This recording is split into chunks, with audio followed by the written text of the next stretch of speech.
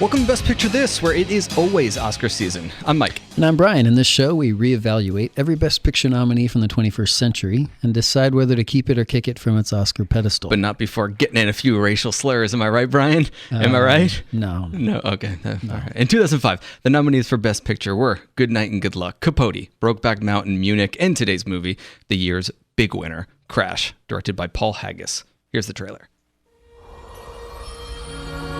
It's the sense of touch.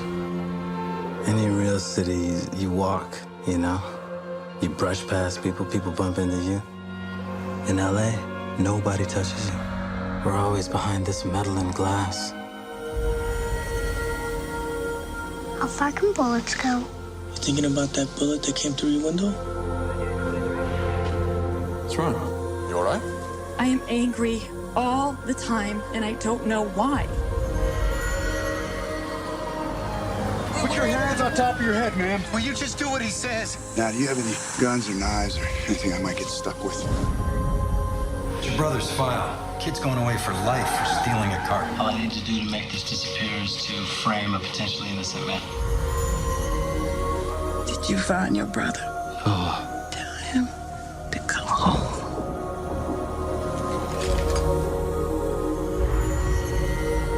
Why do you keep everybody at a certain distance, huh? What, you start to feel something and panic? What I need is a husband who will not just stand there. What did you want me to do? Get us both shot? Get out of the car! Give me the keys! I just had a gun pointed in my face. And it was my fault because I knew it was gonna happen. Hands in plain sight, step out of the vehicle. Honey, stay inside! Man, don't walk up on me! I know this man! Get back!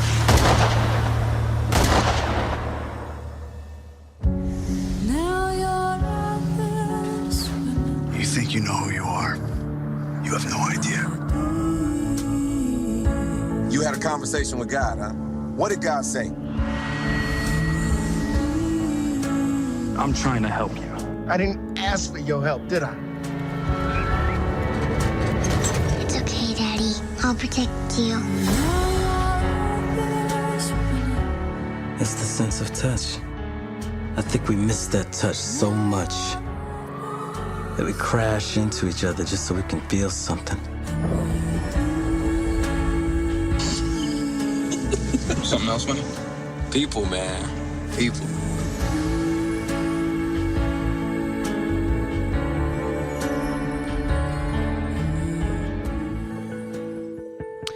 Pretty good trailer, but let me ask you, Don Cheadle, that sort of poetic introduction that we kind of get to. Is this one of your three questions? No, but the trailer is kind of built all around that thing, which is it's very elevated. It's a little bit surreal. He kind of has this little monologue. I think he might even address the camera in that, and it's the only time that the movie does that. How did that work for you? Was that sort of a good introduction to this world, or did you feel like it was out of place? Well, I think that the tone of the movie, the tone of Crash is... We've touched on this on several movies where there's this varying degrees of melodrama. Yeah. And the question is, where is the melodrama fully intentional and trying to invite you into this certain kind of world that then it can take you somewhere meaningful? And I think that Paul Haggis is trying to do that. I think Clint Eastwood is trying to do that in his movies. But it's often a bit of a leap for me. And this particular monologue with Don Cheadle, he's got this thing in his voice that makes it sound like, I'm going to tell you something that's really important right now. Yeah. This is the theme of the movie. I'm addressing it to you at the outset. When it does that, it's like, okay, it's throwing me off my groove a bit. I need to try to, give it another chance. That's honestly how I feel about it. I think because it happens pretty much right at the start, if not the very first thing that we see. While they're driving through and you see all the, the taxi driver blurred lights. I think I appreciated it because of that, because it is sort of an interesting way to introduce us to this world and kind of show us that we're not going to jump right into narrative. It might be a little bit abstract and poetic, to start, but it does feel out of place in the rest of the movie because at no point do they break the fourth wall like that. Yeah, I admire it when a movie is trying to take on big themes at least it's so anyway, I didn't know totally fault him for it exactly, but I didn't really love his delivery. Anyway, so Crash won Best Picture. It also won Best Original Screenplay for Paul Haggis and Bobby Moresco, and it won Best Film Editing. It was nominated. Matt Dillon was nominated for Supporting Actor, Director nomination for Paul Haggis, and you heard the song "In the Deep" in that background. That was nominated for Best Song. Roger Ebert gave it 4 out of 4 stars. A movie of intense fascination, he said. Best film of 2005, according to Roger Ebert. However, Ta-Nehisi Coates, who is a great critic on race issues today, criticized the film as shallow, unthinking, and, quote, the worst film of the decade, unquote. So a 2014 survey of film critics in The Atlantic identified the film's victory as among the most glaring mistakes made by the Academy Awards. It was made for $6.5 million and it made 98.4. And it's the lowest grossing film at the domestic box office to win Best Picture since The Last Emperor in 1987. We should totally do a bonus on The Last Emperor. The Last Emperor. Yeah, huge audience for that one. Today, we're going to stick with our new format of asking each other 3 questions designed to shake the studio so hard golden takes will fall out. And then we'll do 5. We'll do our best, or keep it or kick it. So, question number 1. You first? Let's talk about the ensemble structure here. Stephanie Zacharek, Salon. She wrote that Crash raises the question, if racism is so pervasive in our society, why do we need such an elaborately contrived plot to drive home the message? In other words, how many racists does it take to screw in the point, unquote. Now, obviously, that's a negative review. But I'm curious how the tangled narratives worked for you, because that is this movie. Even though it's not a long movie, there are about 5 plots going on here. So did the multiple storylines add or take away from your experience in the movie's power? Well, it all kind of depends on when you watch this movie. I think if you're used to this or not, if it feels really novel or not. I think I saw Babel first. Before I watched this. And so Babel was like, it blew me away. I'd never seen anything like that. That's a 2006 Best Picture nominee. And those intertwining, they're not even all that intertwining. You know, they're barely touching each other. This one, they're a lot more intertwined. And it felt a little bit like a sort of take that and then sort of make it a little prettier for the big screen, a little less edgy of a form. But still kind of worked. And then I recently saw 9 Lives from 2005. Have you seen that? I don't think so. That was one of Ebert's, movies to look at for 2005. And so I got that on Netflix. And I mean, you could even look at Magnolia in 99. I haven't seen Magnolia, but this isn't the first one that's done this for sure. Yeah. 9 Lives takes this to a whole other level where there's 9 scenes and they never are revisited. They're just barely touched on. There's a couple of intertwining ones, but some of them apparently don't even touch. So I do kind of like it. I feel like it makes you wonder, why are they doing this? The fact that in this movie, in the first line, it says, they just make you want to crash into each other. It feels a little dumbing it down. It's like, you might not be able to figure out that later on they're going to see these intertwining narratives. So I'm going to tell you why we're doing this. It's because we want to crash into each other with, like, I don't know. It felt a little bit over dramatic, over melodramatic. And there are countless coincidences to make those narratives crash into each other, which is one thing that's annoying to me. I do kind of like, I mean, in any story in life, I mean, in real life, you could believe a coincidence and we're like amazed. Yeah. Wow, what a coincidence. In a movie, so I think you can too. But you gotta, there's one. Yeah, sometimes you have to do some tricks to make a coincidence, which in real life might seem fine. In a fictional story, it strains belief. So I think that it's kind of cool to show, to basically, create a structure that coincidences can exist, and that's kind of interesting. I think that the movie feels complicated because you have different storylines, but I noticed on this watch, if you really smoke it down, you think about, okay, what's going on here? you have, 5 stories on their own. None of these stories are very long, and they're all pretty simplistic, and they all pretty much follow a similar structure to where we get introduced to somebody in the first, their first chunk, and usually they're very racist, or in very few cases, like Ryan Phillippe, they're an idealist. Yeah. And it's like, this is who they are. And then a middle section that kind of reminds us, remember, these people are in the movie, and here's like a little bit of pathos about them. And then the reversal. Yep. And that happens with every single character. And then they find ways to, tangle them up and make one character touch the other one, even if it doesn't really seem like that makes sense. So I kind of got the sense that this structure, it makes the movie feel like it's doing something more than it is. But I kind of thought that it was taking away from the power, because Terrence Howard's storyline, he's the one whose wife gets sexually assaulted by Matt Dillon during the traffic stop. I think he's the best storyline and the best character in the story.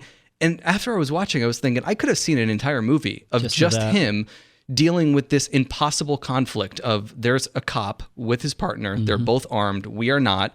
He's molesting my wife. I'm in a no-win situation. I can't stand up to this guy. And at the same time, like, his wife tells him, he took away your dignity.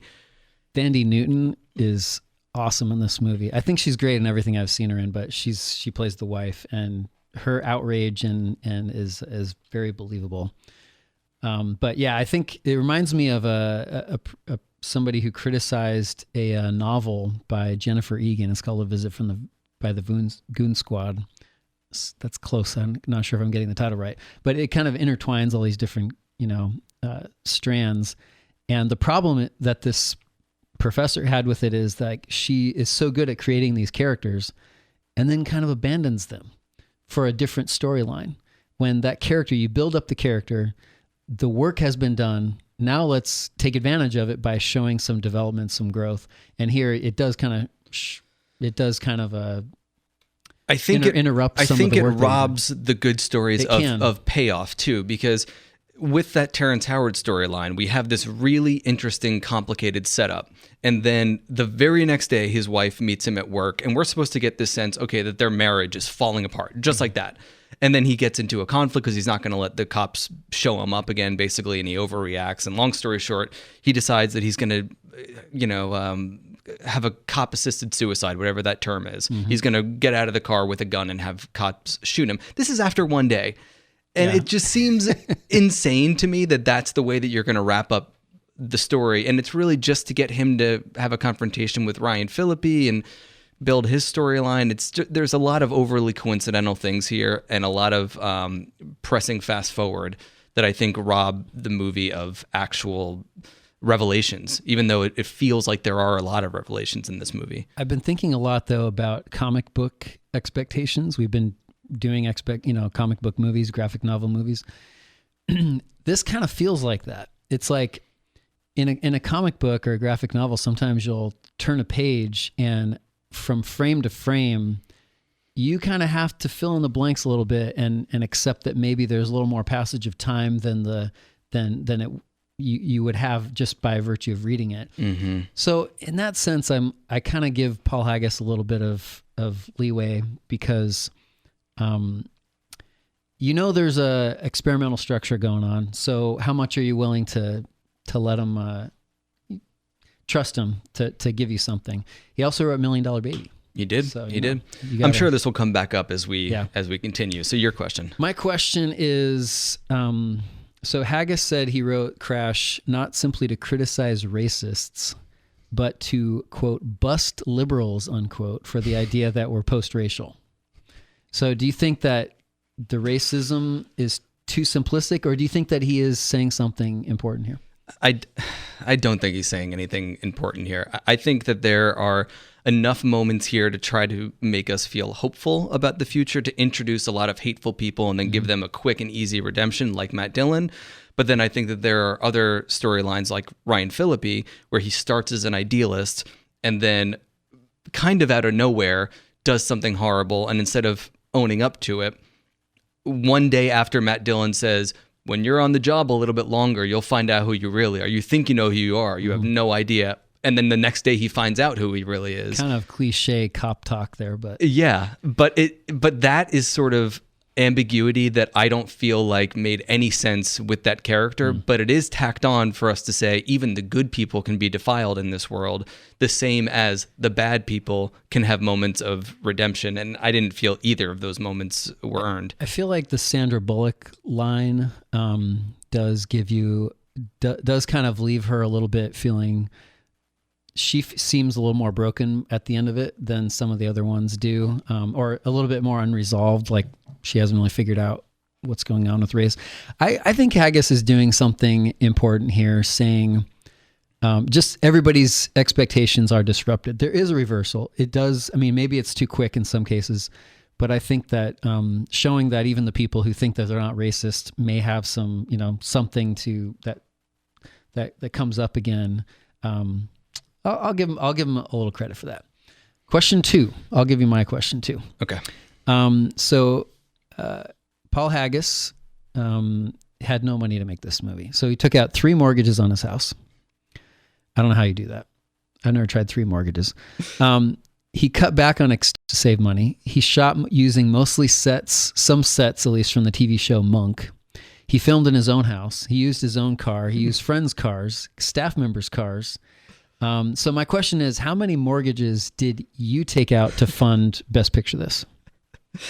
Well, it started small. Just one mortgage. That's all I thought we needed. But then the production value, you really have to, boost it up. And it's true. Before you factor in special effects and all I think it's paid off. I think it's paid off. For sure.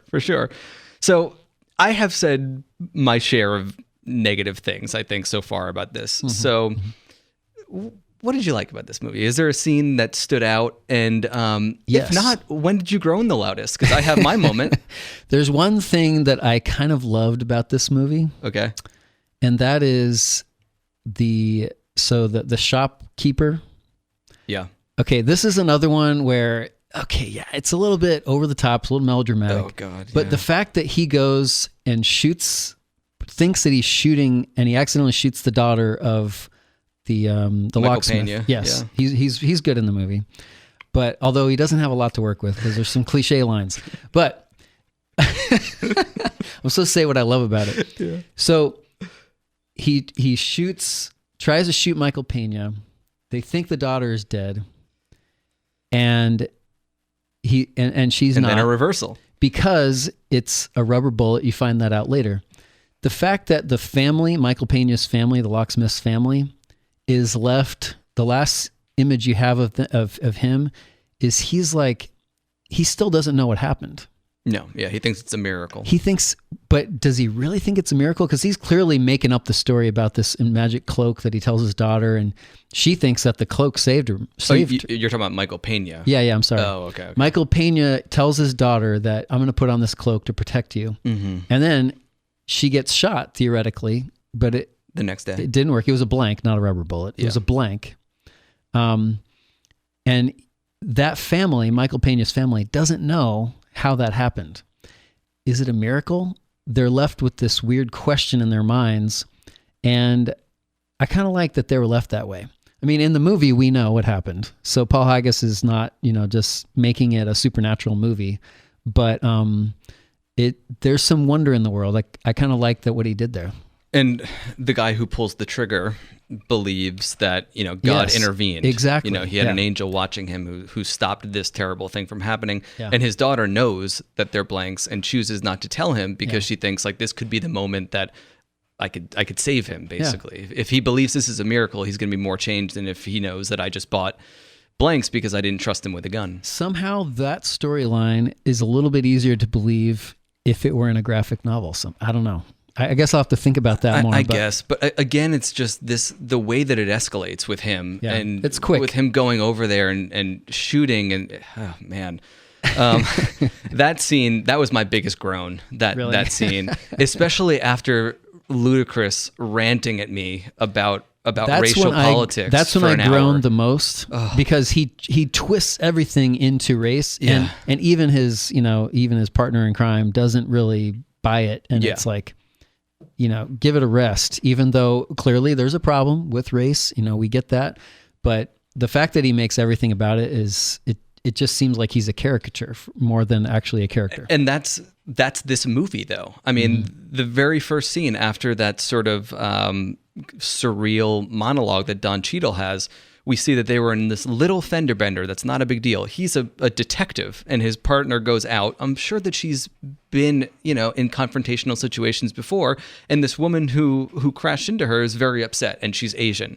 And immediately, the detective starts making racial slurs toward this woman and starts making fun of her accent. It's ridiculous. It is. And it's like that happens throughout the entire movie, where there's like no room for real characterization because there's so much racial politics and discussion crammed in to an hour and 45 minutes and 5 storylines that it's untenable. Yep. Ugh. Third question.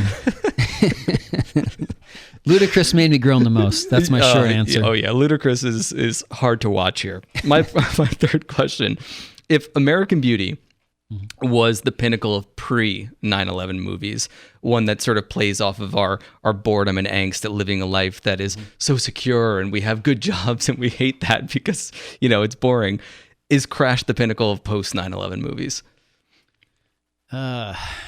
I guess I don't really see the connection to 9/11 here. I mean, I think you could see there might be a racial demarcation somehow. Yeah, did you see a 9/11 connection here? It's all I was thinking about. I got a quote from A.O. Scott here. You mean because of the shopkeeper? Partly. His storyline? Partly. A.O. Scott says, so much feeling, so much skill, so much seriousness, such an urgent moral agenda. All of this must surely answer our collective hunger for a good movie or even a great one about race and class in a modern American city. Not even close. Unquote. Mm-hmm. And all of that together, I felt like, is the thing here, because I was trying to figure out why did this win Best Picture? Because not only do I not think it should have won, I don't even think that it should have been nominated. I really was, especially by the end of this thing, I was over it. Spoiler, I'm going to kick this movie from my 5. Yeah, it's going to be a double kick. But I think that all of the pieces were there, the ensemble cast, like we talked about before, these themes that seem important. The low budget. The low budget. But I think the timing was right, because I think that this movie is feasting off of our fear and hate of the other in 3 years after 9/11 happens. The whole world is fragile. I mean, Sandra Bullock's character has a whole monologue about how I wake up angry every day at everyone, and I don't know why. I didn't mind that. I thought her character most of the time was pretty believable, actually. But I'm saying I think that she is voicing the main concern that kind of drives why this movie appealed to us in 2005. We look around and we don't feel safe anymore in our cities, and then why is that? Because we don't know who might be a terrorist, and that makes us that ends up being transferred to every person who's not like us, where it's not just about Middle Easterners anymore that we don't trust. It's also the locksmith, the shop owner. Every single person who has a different skin tone than us is scary. And I feel like that's kind of the underpinning here. I think that the bigger issue, the reason why I didn't feel like it hit home to me as much, it still goes back to the first point that I was making about melodrama. I mean, I was able to see past it I'm able to see past it in some movies, and this one, it just kind of, it didn't quite mesh with me. I don't know. Fear, hate, and guilt. We like that in movies. That's what I think. That's what I think is the engine of this movie. And I think that there was so much of that in the culture after 9/11 that we were hungry for a movie like this that made us feel a little bit uncomfortable and a little bit guilty. And I don't know, maybe we see ourselves a little bit in the melodrama at that time. I don't know. See, today I think we're more hyped up on race than we were in 2005. I don't know. We'll talk about this again in our 2021 season. But the feeling of vulnerability was not there. Yeah. Is not there as much now as it was right after, 2002. My third question, this could be a long answer, so we're going to see if you have a short answer. It's kind of a complicated one, though. Okay. Thandie Newton she gets molested in the movie. Mm-hmm. Matt Dillon's touching her between her legs during a traffic stop. Paul Haggis ensured that she had protective underwear on. This is what actresses wear during sex scenes and other things. So she had that on. My question is, does that make it okay? Does that make it, do you feel good about Thandie Newton, the actress, being put in that situation? Or is there some other way that could have been shot? I don't know. I don't know what this underwear is made out of. I don't know how thick or if there's metal in it or hard plastic or something like that. But I mean, actors have been doing way worse than this on screen for decades and decades and decades. So, I mean, I would defer to her. If she was comfortable doing this scene, then it's fine. If she said to the director, I'm not comfortable with that, and they made her do it anyway, then it's not. That's a problem. Yeah. Quick point of trivia about this movie is that this was the last Best Picture winner to be released on a VHS. And it was the first Best Picture winner on Blu-ray. I mean, what a groundbreaking movie. Keep it or kick it. We both say we're going to kick it. I don't think we need to go too much into it. I did like that blank that was fired. You hated the blank. I didn't like the blank, but I guess I just will say that you brought up, some critics said that this was one of the worst movies of the decade, or something like that. The worst of the decade. And there's been backlash to this movie, but I think that it's just, if this didn't win Best Picture, we wouldn't be calling it one of the worst movies of the decade. No. We would say it's a little over the top, or man, the melodrama, or it's a bit much. Mm-hmm. But I think that because it beats Brokeback Mountain, which it 1000% shouldn't have, we have to elevate and exaggerate all of our reactions to it to say, not only do I not like it, but it's one of the worst movies ever made, which, is a little bit much. A little bit much. In the next episode, we talk about Brick, Rian Johnson's high school noir detective movie. Find us at bestpicturethis.com, on Spotify, Apple, or wherever else you listen. We're also on Facebook and Twitter at Best Picture This. And for 16 years of golden takes, head over to Letterboxd/Mike Cavalieri. To choose a bonus episode, visit patreon.com/bestpicturethis. Thanks to WNZF and to the illustrious Mark Gilliland for producing.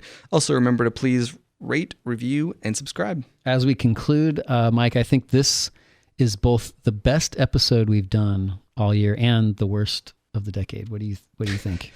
I think that's fair.